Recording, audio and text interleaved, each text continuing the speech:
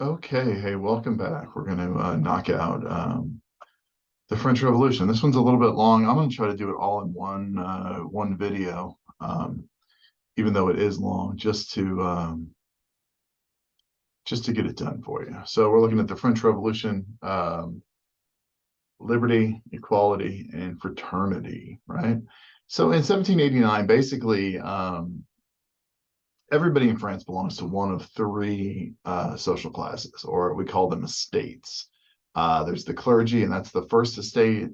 There's the nobility, that's the second estate. And then everybody else that's not clergy, not nobility, doesn't have noble titles, part of this third estate. And so, like, the third estate makes up 98% of the population. However, they don't account for 98% of the wealth. They probably account for a fraction of the wealth in France, but they're the only group that's paying taxes during this time frame, right? And so we look at this political cartoon there, and we can see the third estate being ridden by the king and by the nobility and by the church, and he's down there in shackles and shouldering the burden of everybody else.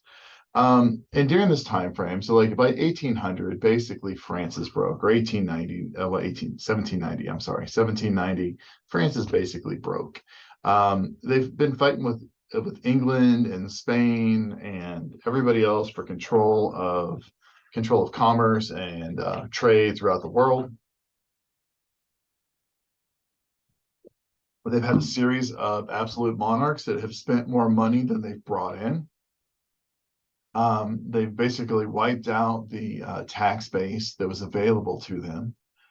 They fought Britain for a long period of time. In the 1760s, they fight the 7 Years' War, which is this global conflict between England and France. In North America, we're going to refer to that as the French and Indian War. They're going to lose their colonies in Canada. They're going to lose a lot of their colonies in the Caribbean. They're going to lose colonies in India. They're also going to support the American Revolution financially in the 1770s, right? So they're going to give money to George Washington and this Continental Congress. They're going to allow the Continental Congress to use the French Navy, and they're going to support this because they don't like England. While all this is going on, France is broke. We've built this huge palace in Versailles, and then in the late 1780s, Europe goes through this period of just poor harvest. And so, like, the majority of the French diet during this time frame is bread. But there's hailstorms, there's grasshoppers, there's all kinds of stuff. There's drought that reduces the wheat harvest. And so not only are you seeing a financial drain on the French economy, you're also seeing people in the streets that are hungry. And this is a bad combination if you're a member of the royal family, right? We talked about the Palace of Versailles during absolutism, and they built this royal palace, and it's awesome, but it's also like crazy expensive. This slide says $300 billion in modern money. I've seen it somewhere between 2 billion all the way up to, I guess, 300 billion, which is, regardless of which end, it's still a ton of money. And it's expensive and it's impressive. And we've looked at the gardens and the Hall of Mirrors, and just anything in there that looks like it's gold is plated in gold. Like anything in there that looks like it's crystal is crystal. It was the home of Louis the 14th, Louis the 15th, and Louis the 16th, and all of their mistresses, and the nobility was forced to live there. And it's impressive, but it's just this symbol of just mismanagement of the French economy and the French wealth. The common people in France and Paris in the 1780s are starting to starve to death. Well, the nobles are living out here in this gold-plated paradise, or at least what's perceived as a gold-plated paradise. It's not all that great. There's, thousands of people living in this place. It doesn't have plumbing, and so and they have to go to the outhouses to use the bathroom. Well, the nobility doesn't like that idea, so they just relieve themselves in hallways, and it's odd. So anyway, it's a weird place.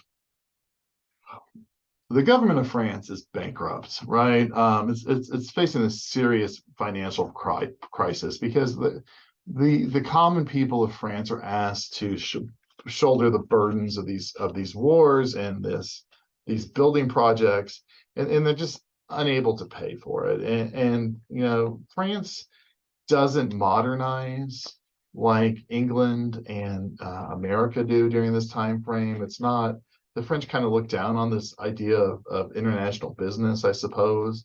And so they're going to get left out of this new wealth that's coming in.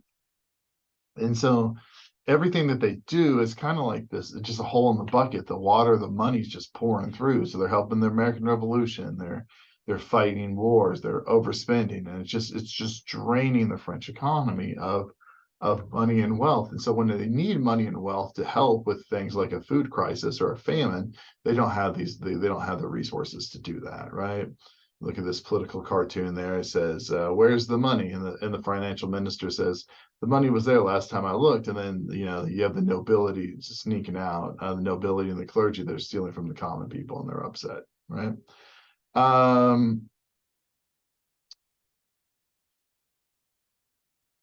the nobility during this time frame has gone through multiple generations where they've seen their power reduced. Louis the 14th, well, even all the way back to Henry the Fourth. Henry the Fourth is a Protestant who becomes Catholic, and he signs that Edict of Nantes, which reduces the ability of nobility to the ability of the nobility to persecute non-Catholics, right? Louis the 13th, Louis the 14th, they built Versailles. Louis the 14th builds Versailles, takes the nobility off of their lands and makes them live in Versailles for 9, 10 months out of the year. And so Louis the 15th does the same. Louis the 16th that comes to power is the same thing. And so the nobility for the past 3 or 4 generations, 5 generations have consistently been losing power to this idea of an absolute monarch. And so they want to regain some of that power. However, in those generations, you've seen a change from the ideas of absolutism to these ideas of the Enlightenment. And so the common people by 1790 are starting to want rights as well. And then the nobility, while they're working to restore their rights, are not going to be willing to give up any of their perceived gains to the common people, right? And so when Louis the 16th tries to fix the financial problems in France, he gathers everybody together, and he calls this thing together called the Estates General. And the Estates General is this large body of French policymakers that hasn't been around for like 100 and I don't know, like 115 years or something like that. Like it's 165 years, right? So Louis the 16th calls this Estates General to bring about fiscal change to France. We're going to change the tax structure.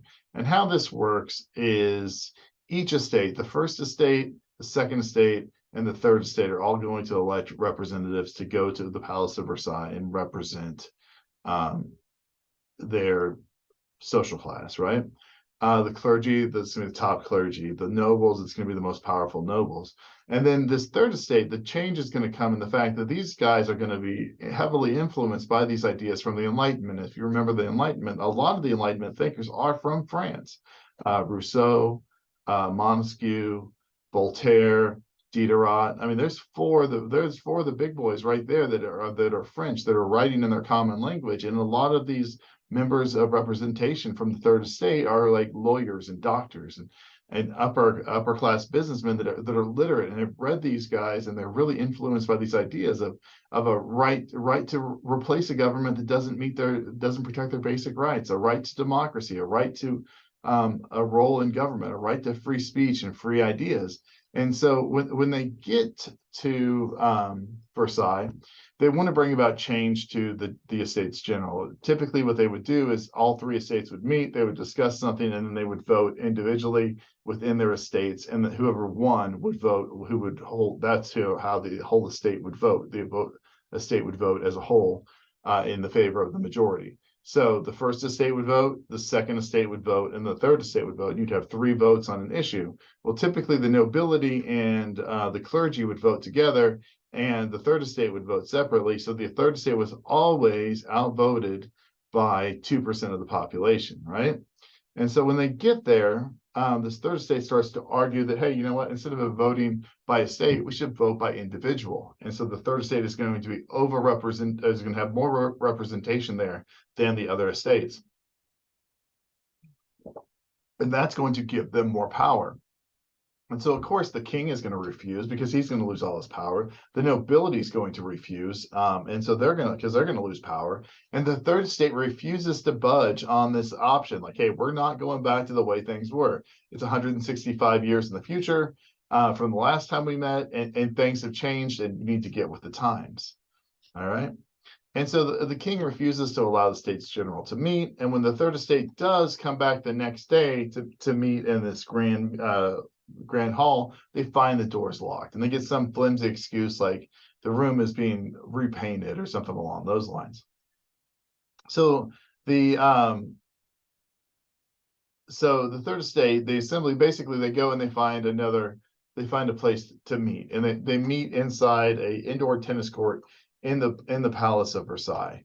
And they just declare themselves the acting government of France. That the king and the nobility no longer want, or the clergy no longer want to be with them. We're already gotten together as the States General. We tried to work with them and they didn't.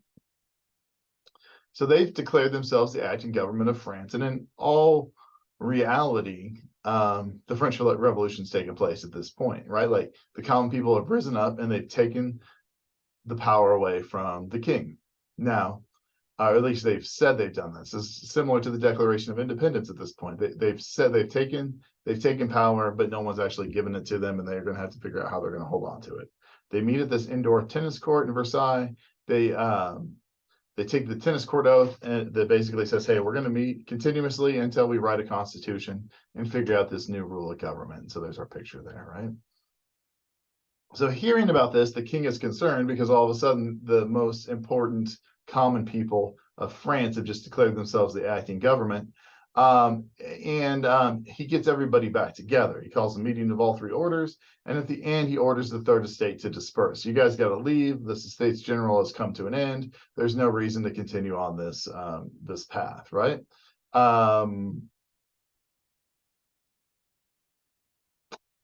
The third estate does not dispute. Does not disperse. They don't leave, and basically they call the king's bluff. Like, look, if you're going to get rid of us, you're going to have to do it at the point of a bayonet. You're going to have to use military force, and the king is unwilling to do that. He's unwilling to kill the people inside his own palace with his own army, and so the third estate basically wins. And the third estate renames themselves, instead of the States General, they call themselves the National Assembly. And the National Assembly goes on to write what's known as the Declaration of the Rights of Man, which states principles that things like all men are created equal under the law, that all people should be taxed on their ability to pay, and so forth and so on. It's very similar to the Declaration of Independence, and where it takes ideas from the Enlightenment and applies them to modern government. And it's also going to be used in the future for basically all future constitutions that come about following this, like the Declaration of the Universal Declaration of Human Rights by the United Nations. Is going to take a lot of ideas from the Declaration of the Rights of Man, right? Men are born free and equal. Fundamental source of all governments lies within the people. The nations governments get their power from the people. All citizens have a right to take part in the making of laws, either personally or through the representation, right? And what the Declaration of the Rights of Man is, it's a statement of purpose for the revolution, and we kind of already talked on this. It guarantees religious freedom, taxes based on the ability to pay, and this is where we get this the phrase, the trademark of the French Revolution of liberté, equalité, and fraternité, right? The revolution, which was originally instigated by the nobility to bring about change and set in motion by the bourgeoisie, which is this middle class that makes up this third estate, is now kind of been spread down to the common people. Common people have been given common rights, right? And if this was the American Revolution, if we're going to draw that comparison, which I'm going to ask you to do later, this is the Declaration of Independence right here. This is where it stops, or this is where it starts. Well, you still have to do the fighting. You still have to continue on from there. Now, the French Revolution at this point is it's interesting because like it's won. Like the king's agreed to it. He's going to basically give up some power to the common people, and you have what the British would look at, or what even like the Enlightenment thinkers would look at, as some sort of constitutional democracy at this point. But this thing is going to continue to grow. It's going to continue to change, and it's really gonna fly off the rails here in a minute. So the conditions in Paris, which we talked about, you have a bunch of poor harvests. There's not food. There's not food to buy. There's not money to buy grain from outside sources.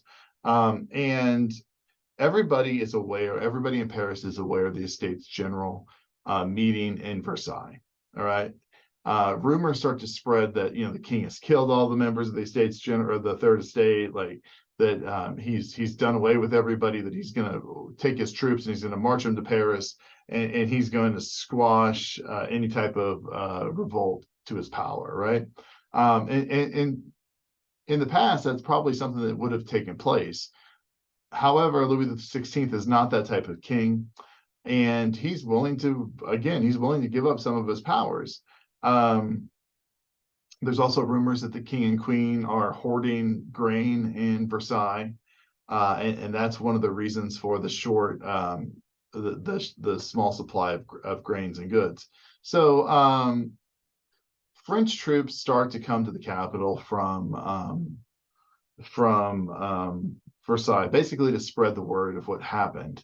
Well, there's reports of these troops coming in, and the people of Paris become very, very concerned. The people of Paris at this point don't have things like the right to own and bear arms, or even defend themselves. So they start to look for ways to protect themselves from this perceived invasion of Paris by the troops from Versailles. And so they start to search for weapons, and they find some muskets. They find some hospitals that they break in, and they take goods from like soldiers that are hurt or whatever. And they have that, but what they don't have, which is kind of interesting, what they don't have is ammunition, and the ammunition is stored at a French facility called the Bastille. And so on July 14th, 1789, there's a mob that forms outside this prison armory kind of thing called the Bastille, and it was a place where like political prisoners might be held, or like if you were a bad kid, your parents might tell you better act right or you're going to go to the Bastille. So if someone disappears, it might appear that this is one of the places that they end up, and so the common people, they storm the Bastille. The commander tries to surrender it to them, and they don't listen. The mob doesn't listen. They kill the commander. They kill all the soldiers that are guarding it, and they're going to free all these prisoners. Right. The problem is they don't find anybody. There's like a handful of prisoners that typically probably people that should be there, like well, not necessarily should be there. They should probably be in some kind of an institution to get help for like mental health problems, but they're like this is kind of turned into an asylum where you take people out of society and you stuff them away, and they find the mob finds some weapons, some ammunition in the Bastille, but it's not what they necessarily expect. But what the storming of the Bastille does represent is the start of the French Revolution in history. July 14th, 1789 is the National Independence Day of France. It's what they celebrate, just like in America, our 4th of July. It's still celebrated to this day as barbecues and fireworks and all of that stuff that you would typically think of as your 4th of July. So that's July 14th. So by the end of July and the beginning of August, obviously, hey, we have a new government. We've stormed the Bastille. The people of Paris have armed themselves, but it doesn't solve the problem that there's no food. And so the peasants start to go out into the countryside, and they start to attack the homes of the nobles. looking for basically documentations that deal with feudal obligations. And that's going to be that feudal system where you would pay tax or you would pay debt.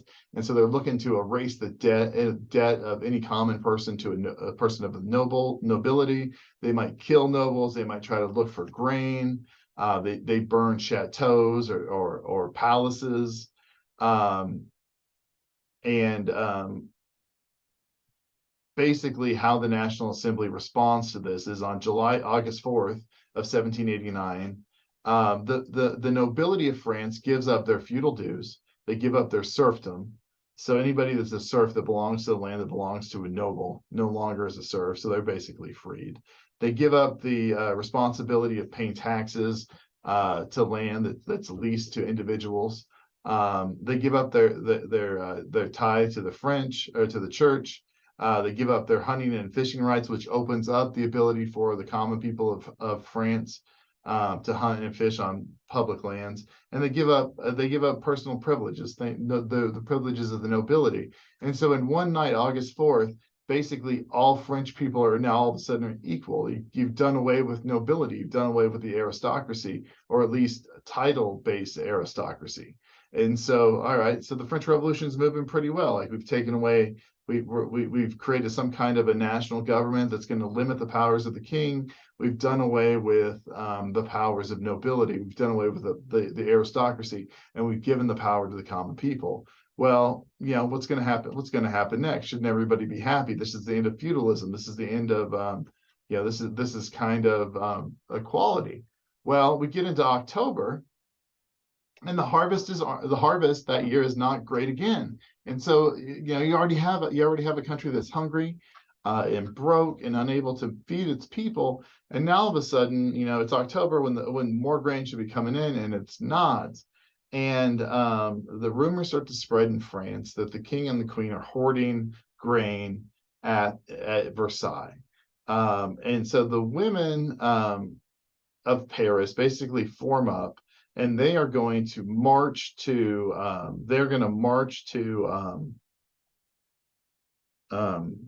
Versailles, and they're going to demand that the king give up all the bread, give up all the grain of Versailles. And he does. Louis XVI comes out, he gives them everything that they want, right? They demand that they call Louis the 16th the baker. He gives, they want the baker and the baker's wife and the baker's boy, which is their son. And the king meets with them, and he's going to meet their demands. He's going to give them everything that they want. He's going to give them the bread and the money and the bread and whatever. But then the women decide, you know what? They can't trust the king and his wife, and they want Louis and the family to move back to Paris, where they can see him. And so Louis and Marie Antoinette and Louis the 17th all agree that they're going to march back to Paris with this group, and they leave Versailles, and that's the last time they're ever going to see it, right? They move back to Paris. They get held prisoner in the Tuileries Palace, which, if you're going to be under house arrest, that seems like a pretty nice palace to be under, right? And so in 1791, the National Assembly writes this constitution where they establish the limited monarchy. They establish the limited rights of the king. And so Louis the 16th is still king of France. He still has tons of power, except some of that power is now limited by the National Assembly, just like the King of England is limited by by Parliament.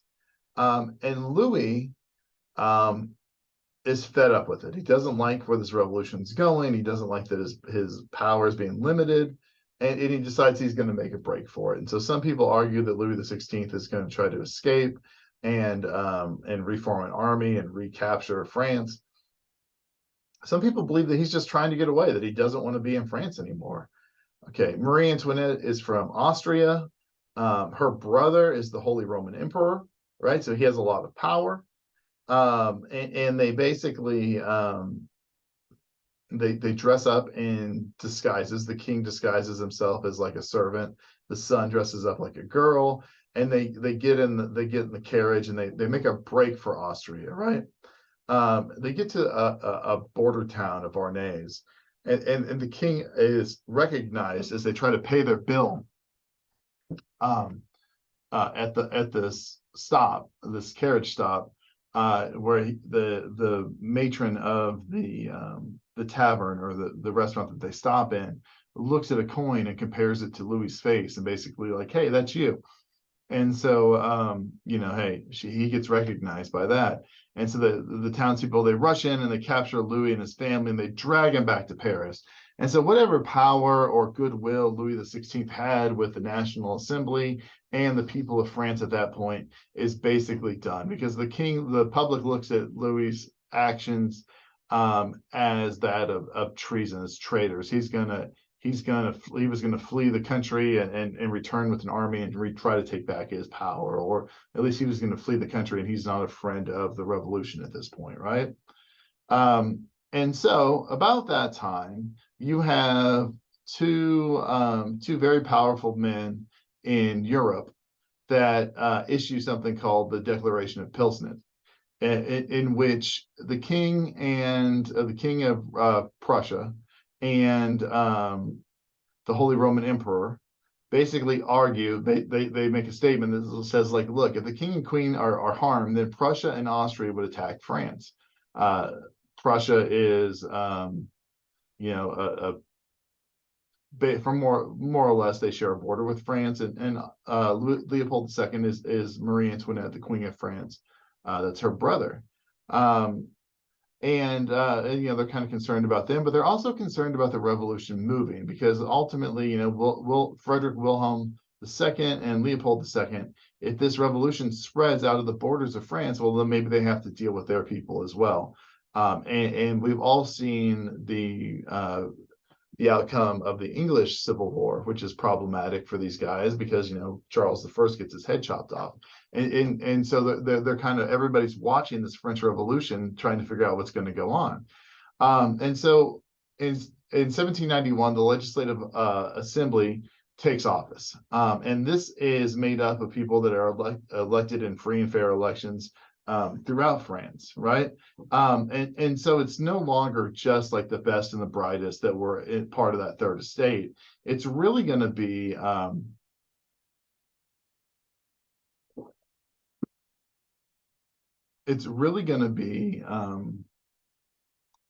the more common people, and these people are going to have more radical ideas. So it's not going to be the wealthy that are going to try to protect property rights. It's going to be people that want to redistribute wealth and those types of things. And so these Jacobins and Sansculottes, basically they're the most outspoken group. They want to change out of this idea of a monarchy to some sort of a republic or a democracy. And it's interesting how that doesn't change, or how it doesn't necessarily work. So the Sansculottes are basic, and the Jacobins are basically like working class representatives of the people of Paris. And they're concerned about the rich people, the bourgeoisie, which is this upper middle class shop owners, I don't know, new business people that are making money, and they're concerned with them exploiting their newfound power over the working class, right? And then these Sansculottes are basically men without trousers, and when you think of trousers, think of like the knickers, the knee-high pants that the bourgeoisie would wear, versus the Sansculottes would not have their pants cuffed at the bottom, right? Because they would wear loose trousers instead of those knee-high breeches of the nobility. And so eventually, this idea of a Sansculotte kind of refers to any member of the revolution. But anyways, the Jacobins hold power. The Jacobins and the Sansculottes, they hold power in the Legislative Assembly. And one of their ideas is they want to spread the idea of revolution to everybody. They want to get rid of monarchies, not just in France, but also in places like Prussia and also in Austria and those types of things. And so they go ahead and they declare war on Prussia and Britain in 1792. And so from 1792 onward, France is basically in a constant state of war. 1792, August, the war is going badly, and the mobs start to attack. They start to blame the French. Or I'm sorry, they start to blame the king because, hey, who else are you going to blame, right? And so they blame the king for the failures of the army, and they're very upset, and they storm the king's palace, and they try to take him prisoner, right? And they kill a bunch of guards, and the king and his family basically just barely escape with their lives. Um, and for the most part, by August of 1792, this constitutional monarchy is over because the king has lost any type of public support he has. And so the legislative assembly is has taken power. The Jacobins have cemented themselves inside this new government. They abolish the monarchy. They make France a republic, and they rewrite the constitution. So they start to change this idea of a limited monarchy to a government of the people, right? They take lands and titles from the nobles. They're gonna start to redistribute wealth, which is a huge difference from the American Revolution, where the wealthy people kind of keep all their possessions. In January of 1793, so a very short period of time after, like what, 4 years, 3 years after the start of all this, Louis is of course charged with treason. He's found guilty, and he's led to the guillotine, where he gets his head chopped off, right? At the guillotine, he basically says, "Hey, I forgive those who are guilty of my death." And it's interesting because Louis the 16th was never really wanted to be king. In fact, he at one point tries to advocate the throne to his son, Louis the 17th. And he's just not a guy that's egotistical enough to really be king, right? And he gets his head chopped off. There we go. In October of 73, so 10 months later, Marie Antoinette is executed as well. His bride, she's accused of crimes against France because she's Austrian. And so, like, if you want to take anything away from the French Revolution, really think about this: that nothing as ever good has ever happened to a man that's married an Austrian princess. You have Louis the 16th that marries Marie Antoinette, and he gets his head chopped off. Peter the Great's son, Peter, marries Catherine the Great, or Catherine from Austria. What happens to Peter the Great's son? Well, Peter the Pretty Good is what I call him. He gets killed by Catherine the Great, Austrian princess, kills him. Napoleon, later on in this chapter, he's going to marry an Austrian princess. Or at the end of his reign, he's going to get conquered. Archduke Franz Ferdinand from Austria-Hungary marries an Austrian princess from his home country, gets assassinated in Sarajevo. Tsar Nicholas Romanov of Russia during World War I marries an Austrian princess, right? What happens to him? He's killed by the Bolsheviks, right? And so, like, the only thing that all those guys have in common, married to Austrian princesses. So watch out, guys. All right. So Marie Antoinette is killed shortly thereafter. This National Assembly is not bringing about the change that the people in France want to see. And so the government of France is handed over to something referred to as the Committee of Public Safety. And it's a 12-person board who's elected, and it's basically created to preserve the rights of the ideas of the revolution, right? There was riots and war trouble, and the harvest is not any better. And what the Committee of Public Safety basically does is it creates an all-out war effort to defeat France's enemies abroad, and to spread the ideas of revolution. And so all young men get drafted into the army. Married women, they make guns, and women, and they make tents, and the old people are supposed to go out and inspire the young people with tales of bravery about the revolution, right? And so these new numbers of French soldiers start to turn the tide on the battlefield, and things start to work in the favor of France, because France is basically just throwing bodies at these somewhat newly formed professional armies of Prussia and Austria and those things. And so, if the Prussians are willing to kill 50,000 people on a Saturday, well, the French are going to replace those 50,000 with another 50,000. And it just wears out the opposition to the French, right? Maximilien Robespierre eventually becomes the leader of the Committee of Public Safety. And basically, he believes in the idea of the will of the people, as long as the will of the people is what he wants to do. And he sees any opposition to his will as treason. And he says, look, liberty cannot be secured unless criminals lose their heads. And so he creates this, this Committee of Public Safety that's going to start to create basically like a secret police that's going to go around and look for enemies of the revolution. And they're going to go out and they're going to track down people that say bad things about Robespierre, or they say bad things about the revolution in general, and execute them. They chop their head off with the guillotine. And Maximilian here says, "Terror is nothing other than justice promptly served and inflexible." And he's the mastermind of this reign of terror. He's the leader of this committee of safety, and basically argues that the ends justify the means. That if we kill everybody, that it's okay. And so you see this reign of terror that kind of is seen as beginning with the death of Louis the 13th or 16th in 1793, and it's going to end with actually the execution of Rasputin himself, where it's going to the bloodlust of France is eventually going to capture him. And so somewhere in the neighborhood of 40,000 people are going to die within basically a year and a half. In July of 27th, the committee members of the public safety are arrested and killed, and they're charged with being enemies of the revolution. And they brought about this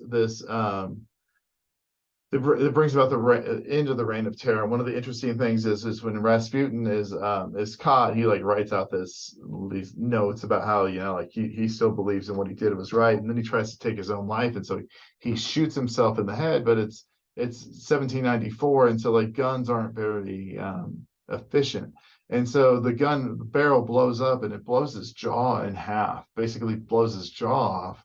And so he's in excruciating pain, and he takes like a bandage and he wraps his head with it. And when they take him out to the guillotine, the executioner grabs the bandage and rips it off, and it actually causes his lower jaw to disconnect from the rest of his head before his head gets chopped off. So there's a little bit of gore for you.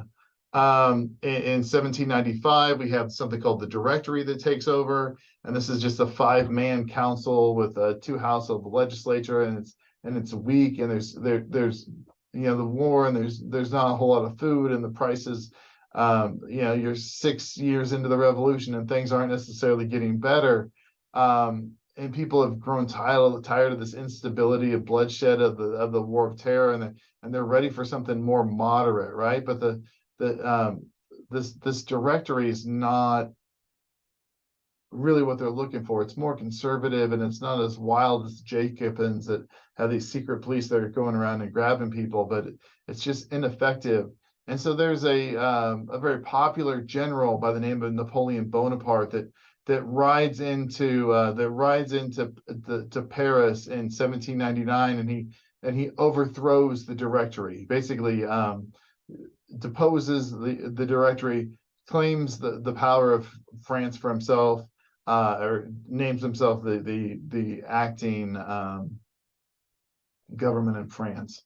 And by 1804, he named himself the Emperor of France, and controls France until his demise sometime in 1812 or 1815. Okay, Napoleon changes France for the better in lots of ways. France it really is just run inefficiently. There's lots of resources that they have at their disposal that nobody thinks to do. The first thing he does is he controls the food prices. He gets food to the farmers, money to the farmers. He reduces the cost of bread in the streets, and everybody's really pretty happy. He starts to spread these ideas of industrialization in France. And so factories start to be built, and that's going to create new jobs. It's going to put more money in the economy. He's going to create building projects, but not like royal palaces. He's going to build roads and bridges and put people to work there. He's going to set up public schools that are going to teach military officers and just the common people of France different things. He's going to back off a lot of the social changes of the revolution. He's going to create peace between the Catholic Church and the revolution, which I guess I didn't really get into. The revolution, the war, the Committee of Public Safety does away with all religion in France at one point. They capture all the French, the Catholic lands in France. Napoleon returns them. Napoleon encourages the nobles to come back to France and reestablish homes. A lot of the nobility of France during this time frame had fled the country because of the great fear and the great terror and everything that's going on, and they don't just want to be part of it. And so the stability that Napoleon brings allows some of that money and wealth to come back to France and the nobility. You also see the passage of something called the Napoleonic Codes, which forbids privileges based on birth. So you're still doing away with nobility. Grants freedom of religion. You can practice how you want. A big one though is it's going to guarantee government jobs based on merit and not on patronage. And so if you're able to do the job, then you're able to be awarded their job. Women are going to lose some of their rights during this time. They're going to lose their rights to citizenship, and they're going to be put under control of their husband or male relative. And so while Napoleon's going to offer stability, he's also going to offer a regression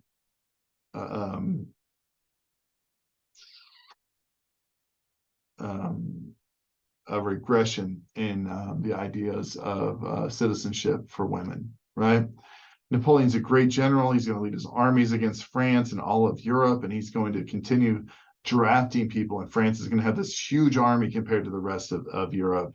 And he's gonna conquer places like the Netherlands and Belgium and parts of Italy and Germany, and he's going to defeat the Holy Roman Empire. And by 1810, he's going to control much of Europe. You can look at this map here, and everything in blue or purple is going to be, or lavender, I guess, not purple, because Sweden's up there in purple.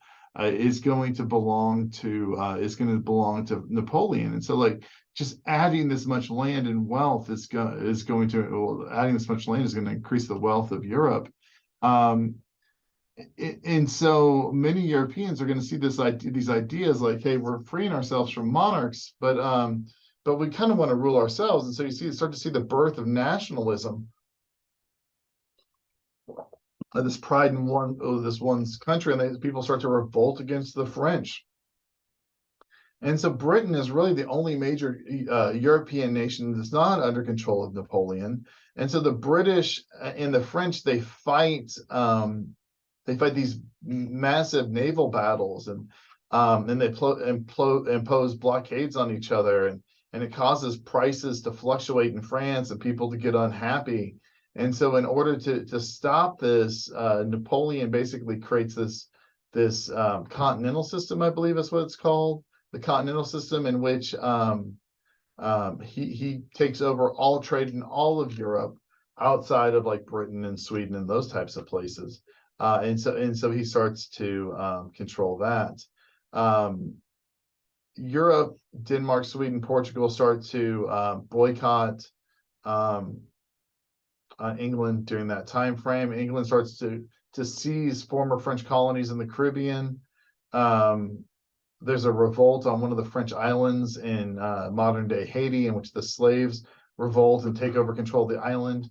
And Napoleon sees this idea of a North American French Empire vanish because there's no way to invade North America at that point. And so he sells the Louisiana territory to the Americans in 1803.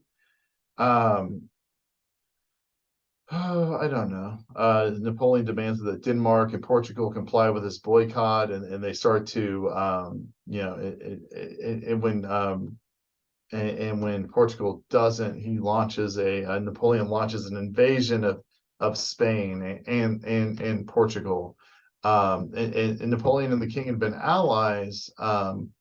And then Napoleon replaces the Spanish king as his troops go through there to get to Portugal with Napoleon's brother, and the Spanish start to revolt against Napoleon's rule, and you see this kind of this guerrilla warfare break out in Spain, in which the Spaniards attack the French troops coming out. They go live in the mountains and they attack the French troops, and it really starts to tie down the French troops that are needed to fight other places. And then the Spanish, they fight these hit and run um, uh, guerrilla type tactics.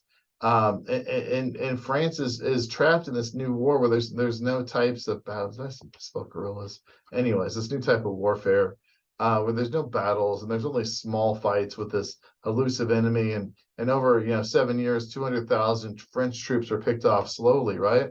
And so the French are going to control the major cities, but they're going to be kind of left out in the dark on the countrysides, and French troops are killed over time like if they get caught in the countryside by themselves. And so the French troops get upset and they kill villagers that they suspect of helping rebels. And Pablo Picasso has a famous painting about that, right? And so all this killing of villagers does is just get more and more people on the side of the rebels that are fighting against Napoleon and France. And so France just gets tied down in this nasty small scale war in Spain. The Austrians also resist the French control, right? The French had put down a revolt and gained control of much of Austria. But as the French focus more and more on Spain, the Austrians start to revolt and they start to pick up. And so one of the things that Napoleon does to try to bring about peace is he divorces his longtime wife Josephine, who had not given him a male heir, and he marries an Austrian princess, Marie Louise, to make peace with the Austrians, and this upsets many people, right? And while that's all going on, the Russians decide that they're going to leave this boycott and they're going to start trading with other European countries again, and they're going to leave this continental system. And in response to this, Napoleon takes 600,000 troops and invades Russia in the summer of 1812. And when he does that, the Russians, if you go back to this map,